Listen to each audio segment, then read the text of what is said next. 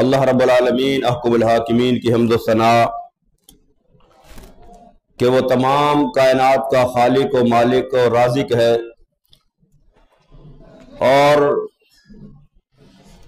کروڑہا مرتبہ درود و سلام آقا نامدار حضور مدنی تاجدار شفیع روز شمار احمد مختار حبیب پروردگار جناب محمد مصطفیٰ صلی اللہ تعالی علیہ وآلہ وسلم کی ذات بابرکات پر پیش کرنے کے بعد خالق کائنات وحدہ لا شریک کی مقدس عظیم بارگاہ کے اندر دعا ہے کہ خالق کائنات اپنے محبوب کریم صلی اللہ تعالی علیہ وآلہ وسلم کے صدقے تمام امت مصطفیٰ صلی اللہ تعالی علیہ وآلہ وسلم پر اپنا رحم و کرم فرمائے، اور بالخصوص ہمارے ملک پاکستان کے اندر امن و سلامتی اور خوشحالی عطا فرمائے۔ عزیزان گرامی، گزشتہ تقریباً 6 جمعۃ المبارک سورۃ الحجرات کی روشنی کے اندر گفتگو کی گئی۔ وہ سلسلہ ابھی چل رہا تھا، لیکن چونکہ یہ مہینہ جمادی الثانی نبی کریم صلی اللہ تعالی علیہ وآلہ وسلم کے یار غار اور یار مزار خلیفۃ المسلمین امیر المؤمنین افضل البشر بعد الانبیاء بالتحقیق حضرت سیدنا ابو بکر الصدیق رضی اللہ تعالی عنہ کے یوم وصال کا مہینہ اور ایام ہے، تو اس حوالے سے اس سلسلہ گفتگو کو روک کر آج جناب حضرت ابو بکر صدیق رضی اللہ تعالی عنہ کی شان و عظمت کے حوالے سے اور جو اوصاف اللہ رب العالمین احکم الحاکمین نے نبی کریم صلی اللہ تعالی علیہ وآلہ وسلم کے صدقے اور توسل سے جناب حضرت ابو بکر صدیق رضی اللہ تعالی عنہ کو عطا فرمائے، تو اس حوالے سے جو ہے وہ شان ابو بکر صدیق رضی اللہ تعالی عنہ کے سلسلہ کے اندر آج کی گفتگو ہے۔ سورہ نور 28واں پارہ، اس کی آیہ مبارکہ 22 دوران خطبہ آپ احباب کے سامنے تلاوت کی ہے، جس کے مضمون کے اندر تمام امت مصطفیٰ صلی اللہ تعالی علیہ وآلہ وسلم کا اجماع ہے کہ نبی کریم صلی اللہ تعالی علیہ وآلہ وسلم اور انبیاء کرام علیہ السلام کے بعد جو عظمت اور فضیلت کے اعتبار سے جن کو مقام حاصل ہے، جن کو مرتبہ حاصل ہے، وہ جناب حضرت ابو بکر صدیق رضی اللہ تعالی عنہ، کیونکہ اللہ رب العالمین احکم الحاکمین جب کسی بندے کو نوازنا چاہتا ہے تو اس کے اندر اللہ رب العالمین احکم الحاکمین اعلیٰ اوصاف اور اعلیٰ اخلاق جو ہے وہ پیدا فرما دیتا ہے۔ یعنی جب اللہ کسی بندے کو نوازنا چاہتا ہے، کوئی مقام کوئی مرتبہ دینا چاہتا ہے، اپنی بارگاہ کا قرب عطا فرمانا چاہتا ہے، تو اس کے اندر ایسی صفات، ایسے اوصاف اور ایسے اخلاق جو ہیں، اعلیٰ اخلاق اللہ رب العالمین احکم الحاکمین اس بندے کو عطا فرماتا ہے، اور پھر گزرتے وقت کے ساتھ مزید اللہ رب العالمین احکم الحاکمین اس بندے کو اوصاف عطا فرماتا جاتا ہے۔ اوصاف کے اندر کامل فرماتا جاتا ہے اور اللہ رب العالمین احکم الحاکمین پھر اس بندے کو اپنا قرب عطا فرماتا ہے اور درجات عطا فرماتا ہے۔ اور یہ جو کہا جاتا ہے یا بیان کیا جاتا ہے کہ اللہ اپنے بندوں کو قرب عطا فرماتا ہے، اس قرب سے مراد قرب مکانی نہیں، یعنی قرب مکانی آسان الفاظ میں سمجھاؤں تو یعنی جب دو چیزیں ایک دوسرے کے قریب رکھی جاتی ہیں تو اس کو قرب مکانی کہا جاتا ہے، یعنی دو چیزوں کا وجود ہوتا ہے اور جب وہ ان کے درمیان فاصلہ ختم ہو کر وہ ایک دوسرے کے قریب ہوتی ہے، ایک دوسرے کے ساتھ ساتھ ہوتی ہے تو اس کو قرب مکانی کہا جاتا ہے۔ لیکن جو اللہ رب العالمین احکم الحاکمین کی طرف سے اپنے بندوں کو قرب ملتا ہے وہ قرب مکانی نہیں ہوتا، کیونکہ اللہ رب العالمین احکم الحاکمین جسم سے پاک ہے، مکان سے پاک ہے، تو وہ درجات کے اعتبار سے ہوتا ہے کہ اللہ رب العالمین احکم الحاکمین اپنے بندے کو قرب عطا فرماتا ہے۔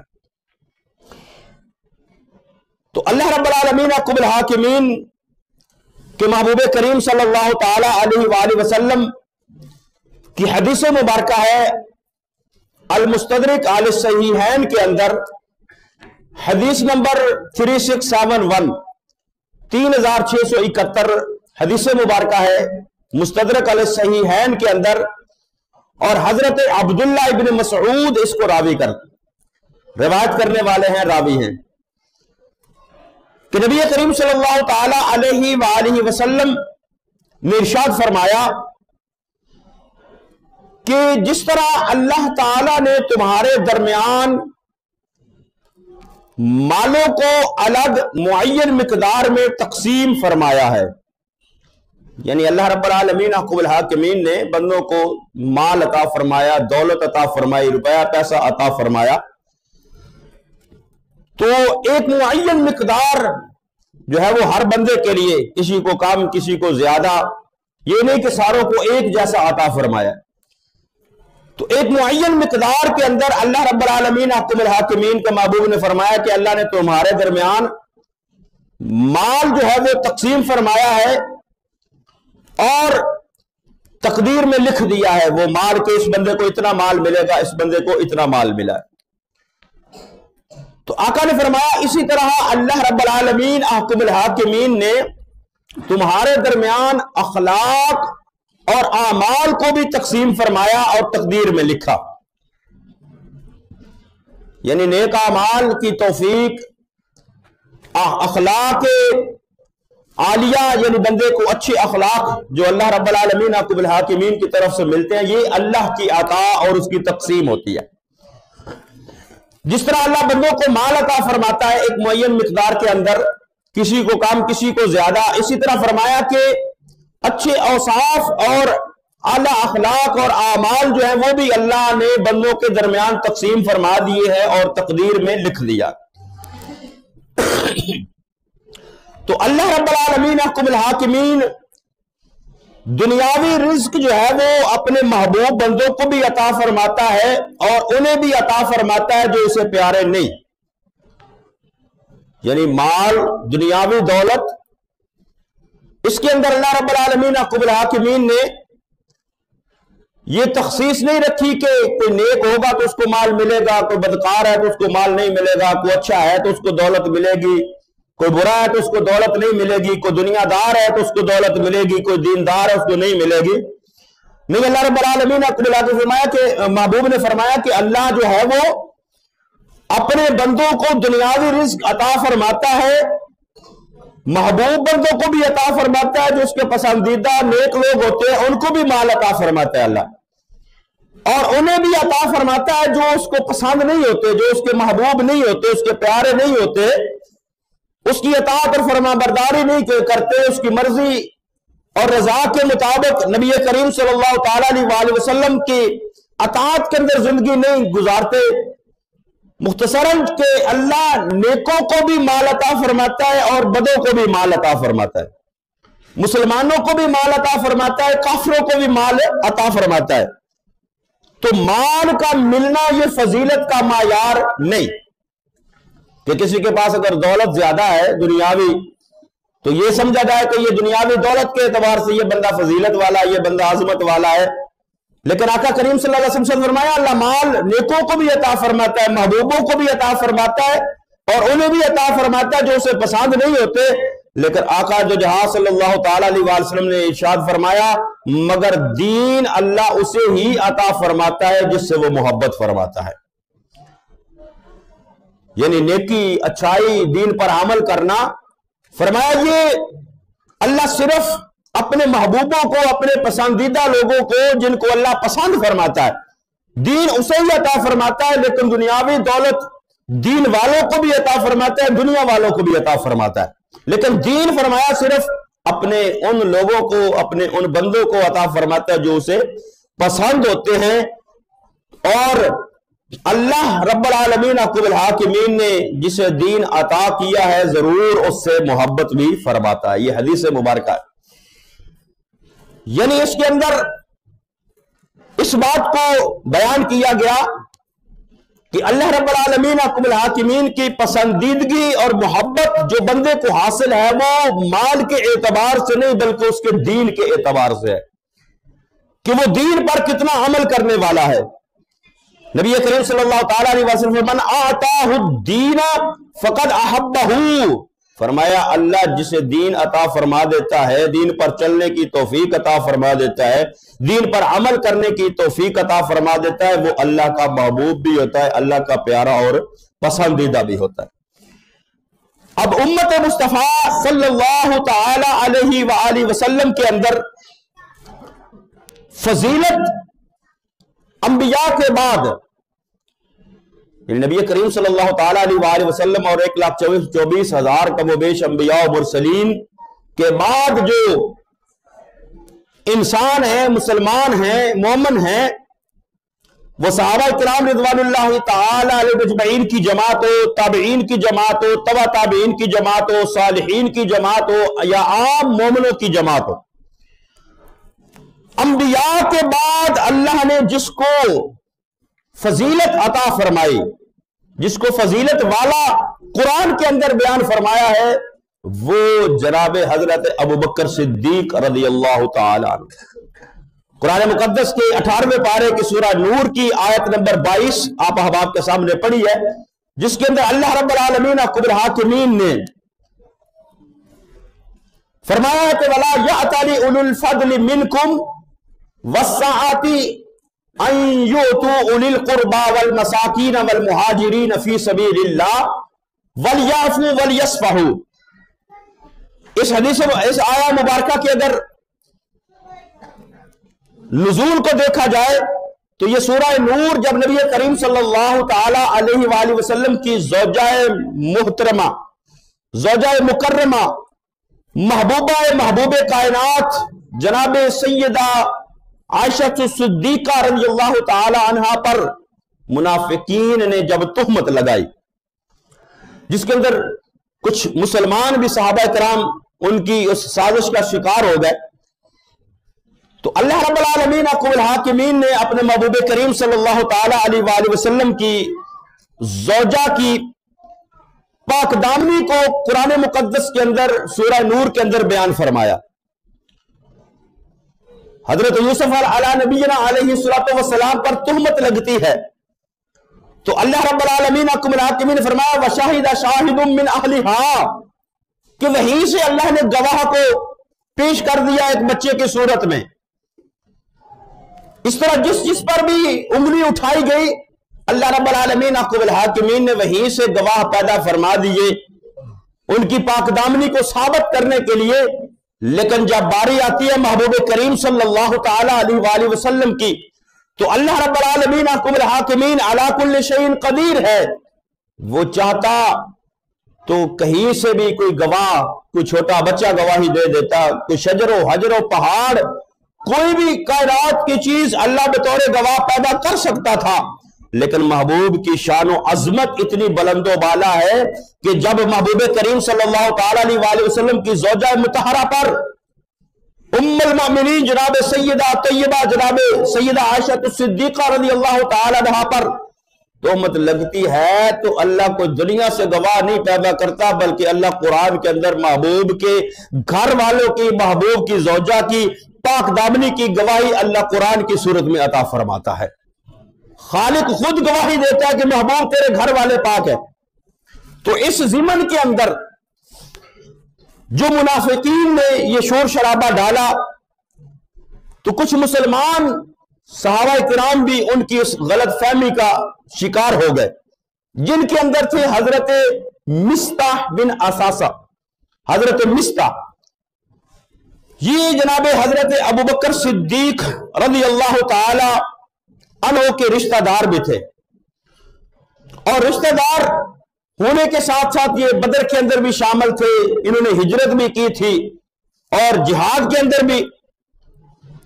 تو حضرت ابوبکر صدیق رضی اللہ تعالی عنہ نے اس اعتبار سے نہیں کہ میری بیٹی کے اوپر تہمت لگائی ہے، بلکہ اس اعتبار سے کہ مصطفیٰ کریم صلی اللہ تعالی علیہ وآلہ وسلم کی زوجہ محترمہ پر تہمت جو لگی ہے اس سازش کا یہ بھی ساتھ شکار ہو گیا۔ تو حضرت ابوبکر صدیق وہ چونکہ کمزور تھے، مالی اعتبار سے ماڑے تھے، حالات اچھے نہیں تھے، تو حضرت ابوبکر صدیق رضی اللہ تعالیٰ عنہ حضرت مصطح جو حضرت ابوبکر صدیق کے رشتہ دار اور رشتہ بھی قریبی تھا، خالہ زاد تھے، تو ان کا یہ خرچ اٹھاتے تھے پہلے، یعنی ان کا یہ حضرت ابوبکر صدیق کو اللہ رب العالمین عقب الحاکمین نے مال عطا فرمایا تھا، تو حضرت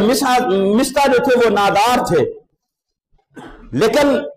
وہ مہاجر بھی تھے، یعنی ہجرت بھی کی تھی، اور بدر کے اندر نبی کریم صلی اللہ تعالیٰ علیہ وآلہ وسلم کے ساتھ جہاد کے اندر بھی شامل ہوئے، تو ان کا خرچ جو تھا وہ حضرت ابوبکر صدیق اٹھاتے تھے۔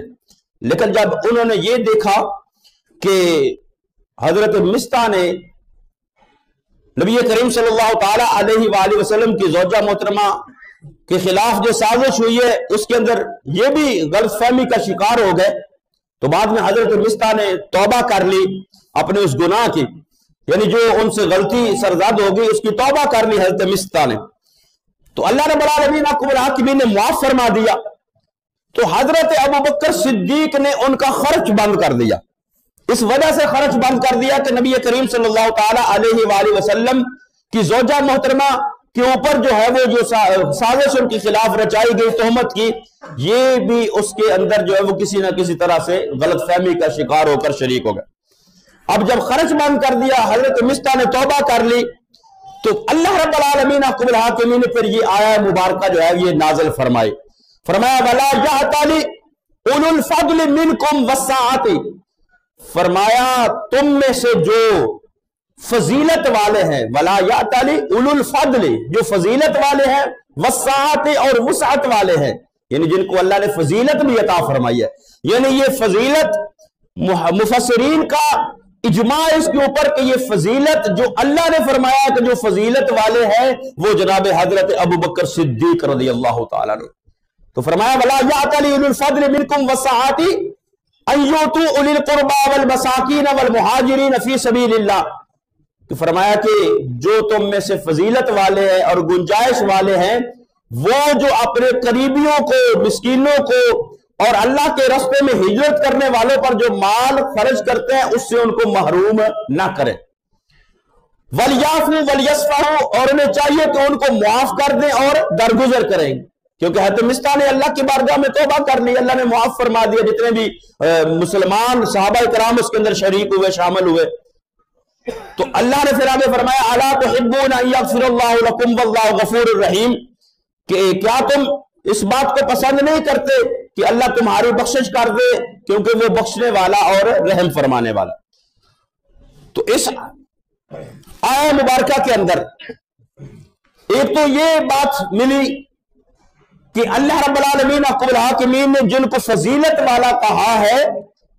ان کے اندر جو سب سے پہلا نمبر ہے وہ جناب حضرت ابوبکر صدیق رضی اللہ تعالیٰ عنہ۔ اور دوسری بات ہمیں اس سے یہ ملتی ہے کہ جن کو اللہ نے وسعت عطا فرمائی ہے، جن کو اللہ نے مال عطا فرمایا ہے، جن کو اللہ نے دولت عطا فرمائی ہے، جن کو اللہ نے فراوانی عطا فرمائی ہے، جن کو اللہ نے فراخی عطا فرمائی ہے، اور اگر ان کا کوئی رشتہ دار کمزور ہے، ماڑا ہے، جس کے حالات ٹھیک نہیں، تو ان کو چاہیے کہ اپنے ان رشتہ داروں کی مدد کرتے رہیں۔ ان یؤتوا اولی القربی والمساکین والمہاجرین فی سبیل اللہ، کہ اپنے قرابت داروں، پہلا نمبر اولی القربی، قرابت دار جو رشتہ دار ہے، اگر کوئی ماڑا ہے، کوئی کمزور ہے مالی اعتبار سے، تو ایک دوسرا جو ہے وہ مالدار ہے، دولت مند ہے، تو فرمایا کہ ان کو چاہیے کہ وہ اپنے ان کمزور اور نادار بھائیوں کی مدد جو ہے وہ کرتے رہیں۔ یعنی حضرت ابوبکر صدیق رضی اللہ تعالیٰ نے جب اس بات سے کہ حضرت صدیقہ پر تہمت کے اندر وہ کسی انداز سے شریک ہوئے تو انہوں نے بند کر دیا۔ پہلے وہ ان کی مدد کرتے تھے، ان کا خرچ اٹھاتے تھے، لیکن اس کے بعد بند کر دیا، تو اللہ رب العالمین آپ کو بلا کے فرمایا کہ اس کو روکو نہیں، بلکہ اس کی مدد جو ہے وہ اسی طرح کرتے رہو۔ تو حضرت ابوبکر صدیق رضی اللہ تعالی عنہ، اللہ رب العالمین احکم الحاکمین کے محبوب کریم صلی اللہ تعالی علیہ وآلہ وسلم کے وہ صحابی ہیں، وہ پیارے ہیں جن کو امت کے اندر، اور صرف امت کے اندر نہیں بلکہ تمام امتوں کے اندر، انبیاء کرام علیہم السلام کے بعد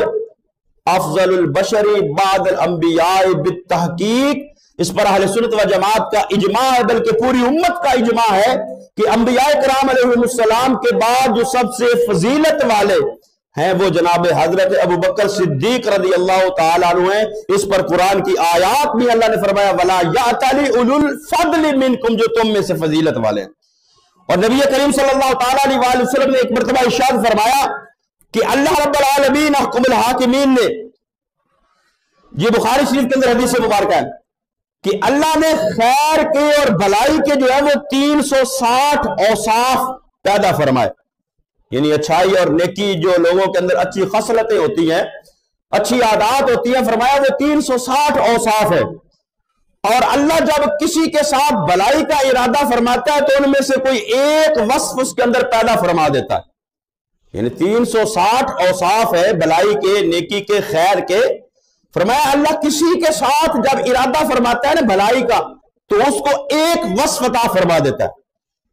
کم سے کم جو ہے وہ ایک وصف۔ تو حضرت ابوبکر صدیق رضی اللہ تعالی عنہ بھی پاس ہیں، جب آقا نے فرمایا کہ ایک وصف عطا فرماتا ہے اور اس کے بدلے اللہ اس کو جنت عطا فرما دیتا ہے، تو حضرت ابوبکر صدیق نے عرض کی یا رسول اللہ صلی اللہ تعالی علیہ وآلہ وسلم، کیا ان اوصاف میں سے کوئی میرے اندر بھی موجود ہے؟ جو 360 اوصاف اللہ نے پیدا فرمائے ہیں اور جن میں سے ایک وصف بھی کسی کے اندر پیدا ہو جائے، اللہ کسی کو عطا فرما دے، تو اللہ بھلائی کا ارادہ کرتے ہوئے کسی کو ایک وصف عطا فرماتا ہے تو اس کے ذریعے سے اللہ اس کو جنت عطا فرما دیتا۔ تو ابوبکر صدیق نے عرض کی یا رسول اللہ صلی اللہ تعالی علیہ وآلہ وسلم، کیا ان میں سے کوئی میرے اندر بھی موجود ہے وصف؟ تو نبی کریم صلی اللہ تعالی علیہ وآلہ وسلم نے ارشاد فرمایا نعم جمعاء من کل شیء، اے ابوبکر، اے میرے غلام، اے میرے صحابی، لوگوں کے اندر تو ایک وصف اللہ عطا فرما دے ان کو، اللہ اس ایک وصف کے ذریعے اس کو جنت عطا فرما دیتا ہے۔ اے ابوبکر، اللہ نے وہ 360 کے 360 اوصاف ہی تیرے اندر پیدا فرما دی ہے، وہ 360 اوصاف ہی تیرے اندر پیدا۔ اور حضرت ابوبکر صدیق رضی اللہ تعالی عنہ کا مقام تمام امتوں کے اندر انبیاء کے بعد سب سے افضل اور اعلیٰ ہے۔ قبول اسلام کے اندر اولیت جناب حضرت ابوبکر صدیق رضی اللہ تعالیٰ عنہ کو حاصل ہے۔ صدیقیت کے اندر مقام پہلا حضرت ابوبکر صدیق کو حاصل ہے، کیونکہ اللہ رب العالمین احکم الحاکمین نے قرآن مقدس کے اندر فرمایا والذی جاء بالصدق وصدق بہ، ایک وہ ذات ہے محبوب کریم صلی اللہ تعالی علیہ وآلہ وسلم کی جو سچائی اور صدق لے کر آئے ہے، اور وصدق بہ، ایک وہ ذات ہے جس نے اس کی تصدیق کی ہے۔ وہ کون ہے؟ وہ جناب حضرت ابوبکر صدیق رضی اللہ تعالی۔ اور صدیق کا لقب اللہ نے قرآن کے اندر عطا فرمایا، اور صدیق کا وصف اور لقب جو ہے یہ کوئی عام وصف اور لقب نہیں ہے، یہ اللہ رب العالمین احکم الحاکمین نے اپنے انبیاء کرام علیہ السلام کو عطا فرمایا۔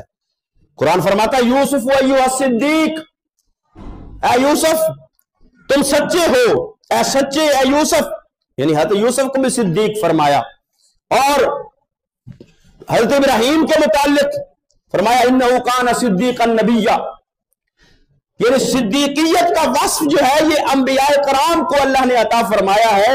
اور محبوب کریم صلی اللہ تعالی علیہ وآلہ وسلم کے صدقے اللہ نے یہ انبیاء والا وصف جو ہے یہ جناب حضرت ابوبکر صدیق رضی اللہ تعالیٰ عنہ کے اندر پیدا فرما دیا۔ اور پھر اپنے مال کے ساتھ، کیونکہ اللہ رب العالمین آپ کو فرمایا نا وَلَا يَأْتُلُ الْفَضْلِ مِنْكُمْ وَالسَّعَةِ، جن کو اللہ نے وسعت عطا فرمائی، تو مالی اعتبار سے جو ہے وہ پوزیشن مضبوط تھی جناب حضرت ابوبکر صدیق رضی اللہ تعالیٰ عنہ کی، اور اس قبول اسلام کے بعد وہ سارا مال جو ہے وہ دین اسلام کی ترویج کی خاطر محبوب کے قدموں پر قربان کر دیا، اور اتنا مال خرچ کیا کہ نبی کریم صلی اللہ تعالیٰ علیہ وآلہ وسلم کا فرمان ہے، نبی رحمت صلی اللہ تعالیٰ علیہ وآلہ وسلم فرمایا وَمَا نَفَعَنِي مَالُ أَحَدٍ قَطُّ، فرمایا کسی کے مال نے مجھے اتنا نفع نہیں پہنچایا ما نفعنی مال ابی بکر، جتنا ابو بکر کے مال نے مجھے نفع عطا فرمایا، جتنا ابو بکر کے مال نے مجھے نفع عطا فرمایا ہے۔ اور پھر آج تو جناب حضرت ابو بکر صدیق رضی اللہ تعالیٰ عنہ کے بارے میں زبانیں کھولی جاتی ہیں، اور لوگ جو ہے وہ ان کے ایمان کے اوپر بھی شک کرتے ہیں، صحابیت کے اوپر شک کرتے ہیں۔ پوری جماعت صحابہ کے اندر حضرت ابوبکر صدیق رضی اللہ تعالیٰ عنہ سے لے کر نبی کریم صلی اللہ تعالیٰ علیہ وآلہ وسلم کے آخری صحابی تک، جو آخری صحابی اس دنیا سے رخصت ہوئے حضرت ابو طفیل عامر بن واصلہ رضی اللہ تعالیٰ عنہ، حضرت ابوبکر صدیق سے لے کر نبی کریم صلی اللہ تعالیٰ علیہ وآلہ وسلم کے آخری صحابی تک قرآن مقدس کے اندر جن کی صحابیت کو بیان کیا گیا ہے وہ صرف حضرت ابوبکر صدیق رضی اللہ تعالیٰ عنہ۔ جب ہجرت کا واقعہ ہوتا ہے تو قرآن کیا کہتا ہے اِذْ يَقُولُ لِصَاحِبِهِ، اپنے صحابی کو، اپنے ساتھی کو، اپنے اس دوست کو، اپنے اس ہم سفر کو یہ کہہ دو، یعنی صحابیت کا اور صاحب کا لفظ پوری جماعت صحابہ میں سے صرف جن کے لیے بیان ہوا ہے وہ جناب حضرت ابوبکر صدیق رضی اللہ تعالیٰ عنہ، جن کے لیے اور پورے صحابہ کے لیے اللہ رب العالمین نے فرمایا رضی اللہ عنہم ورضوا عنہ، جن کے قرآن قصیدے پڑھتا ہے، جن کے نبی کریم صلی اللہ تعالیٰ علیہ وآلہ وسلم کی شان و عظمتوں کو جن کا بیان کیا ہے، تمام صحابہ جن کی عظمت و فضیلت کو بیان کرتے ہیں۔ ایک شخص نبی کریم صلی اللہ تعالیٰ علیہ وآلہ وسلم کی بارگاہ کے اندر حاضر ہوا، اعرابی تھا، اور حاضر ہوا جب تو اس کے پاس ایک اونٹ تھا، اور اونٹ جو ہے وہ نبی کریم صلی اللہ تعالیٰ علیہ وآلہ وسلم کو پسند آ گیا۔ جب پسند آ گیا تو نبی کریم صلی اللہ علیہ وسلم نے فرمایا اونٹ چھوڑ جاؤ، کل آ کر جو ہے اس کی قیمت وصول کر لینا، کل آ کر اس کی قیمت وصول کر لینا۔ تو وہ اعرابی بارگاہ مصطفیٰ صلی اللہ تعالیٰ علیہ وآلہ وسلم سے جب باہر نکلا تو آگے سے مولا کائنات، مولا المسلمین، امیر المؤمنین جناب حضرت علی المرتضیٰ شیر خدا کرم اللہ تعالیٰ وجہ الکریم سے ملاقات ہوگی۔ تو مولا کائنات نے پوچھا اس اعرابی سے بھئی تو کدھر آیا تھا؟ تو وہ کہنے لگا کہ یا علی، نبی کریم صلی اللہ تعالیٰ علیہ وسلم کی بارگاہ کے اندر حاضر ہوا تھا، میرے پاس اونٹ تھا، آقا کریم صلی اللہ علیہ وسلم کو پسند آ گیا، آقا نے فرمایا ہے کہ کل آ کر اس کی قیمت لے جانا۔ تو حضرت علی کہنے لگے بھئی تو بھی بڑا بھولا بندہ ہے، جا کر مصطفیٰ کریم صلی اللہ تعالیٰ علیہ وسلم کی بارگاہ کے اندر جا اور پوچھ کے آ کہ یا رسول اللہ صلی اللہ تعالیٰ علیہ وسلم اگر میں کل آؤں آپ سے ملاقات نہ ہو تو میری قیمت جو ہے وہ پیسے کون دے گا؟ اب حضرت علی باب مدینۃ العلم ہیں اور نبی کریم صلی اللہ تعالیٰ علیہ وآلہ وسلم مدینۃ العلم ہے اور وہ باب مدینۃ العلم ہیں۔ اب ان کے رازوں کو وہی جانتے ہیں۔ جب وہ اعرابی جس نے بات سنی تو وہ مصطفیٰ کریم صلی اللہ علیہ وسلم کی بارگاہ کے یا رسول اللہ کل میں پیسے لینے آؤں آپ سے ملاقات نہ ہو تو کون جو ہے وہ میری جو ہے پیسے دے گا؟ تو نبی کریم صلی اللہ علیہ وسلم اگر میں نہ ملوں، میرے ساتھ ملاقات نہ ہو تو میرے ابو بکر سے اس کی قیمت لے لینا۔ اتنی بات سن کے پھر باہر نکلا تو حضرت مولا کائنات وہی باہر اسی مقام پر جو ہے وہ تشریف فرما تھے، بیٹھے تھے۔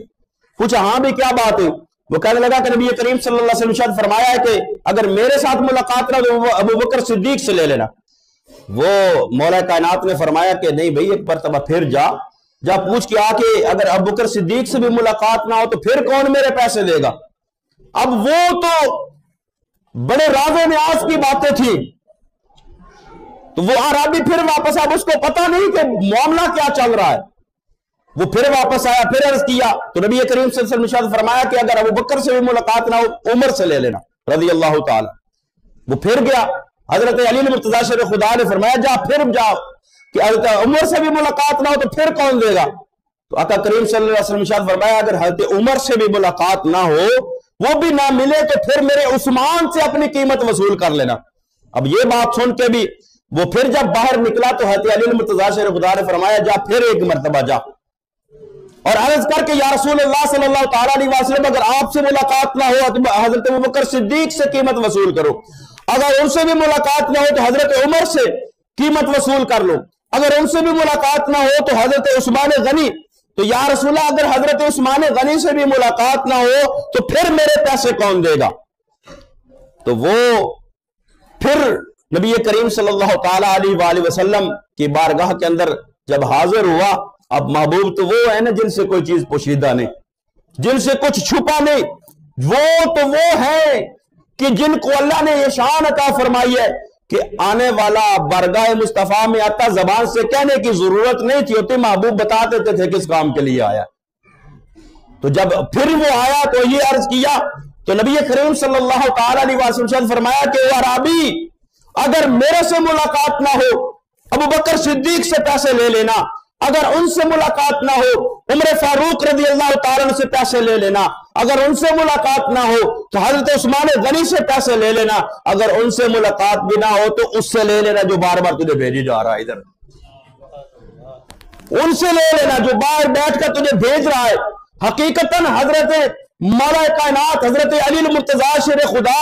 وہ ترتیب خلافت کو جو وہ دیکھ رہے تھے کہ محبوب کے بعد کون خلیفہ بنے گا، ان کے بعد کون خلیفہ بنے گا، ان کے بعد کون خلیفہ بنے گا، میری باری کب آئے گی، تو یہ ترتیب خلافت محبوب کریم صلی اللہ علیہ وسلم نے قائم فرما دی کہ میرے بعد ابو بکر خلیفہ ہوں گے، ان کے بعد عمر خلیفہ ہوں گے، ان کے بعد عثمان خلیفہ ہوں گے، ان کے بعد مولا کائنات علی المرتضیٰ شیر خدا کرم اللہ تعالی وجہ الکریم ورضی اللہ تعالی عنہم خلیفہ ہوں گے۔ یہ کیونکہ نبی کریم صلی اللہ تعالیٰ علیہ وآلہ وسلم جب اپنی ظاہری زندگی کے آخری ایام تھے تو آقا دو جہاں صلی اللہ علیہ وسلم فرمایا مرو ابا بکر فلیصلی بالناس، فرمایا جاؤ ابو بکر کو کہو کہ وہ جا کر میرے مصلی پر کھڑا ہو کر لوگوں کو نماز پڑھائے۔ تو اس امت کے اندر امت مصطفیٰ پوری کا اجماع ہے کہ امت کے اندر انبیاء کے بعد اگر کوئی شان اور عظمت حاصل ہے کسی کو تو سب سے اعلیٰ مقام، سب سے اعلیٰ شان، سب سے زیادہ فضیلت اور اولیت جو ہے وہ جن کو حاصل ہے وہ حضرت ابوبکر صدیق رضی اللہ تعالیٰ عنہ ہے۔ اللہ رب العالمین ہمیں ان کے مقام و مرتبے کو سمجھنے کی توفیق عطا فرمائے، آمین۔ وما علیہ الا البلاغ المبین۔